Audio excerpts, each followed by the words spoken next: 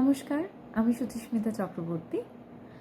Recently একটা গান আমি রেকর্ড করলাম, তবে একটা বললে ভুল হবে, তার কারণ এই গানটার দুটো ভার্সন রয়েছে, বাংলা এবং হিন্দি। দুটোই আমি গেয়েছি।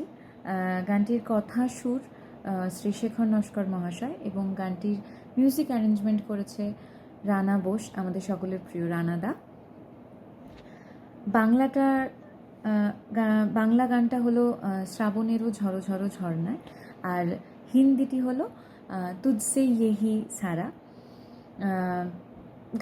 গানটা একদম কি বলবো, 90s 80s এরকম সময়ে যেরকম মিষ্টি রোম্যান্টিক গান হতো সেরকম ধরনেরই সুর।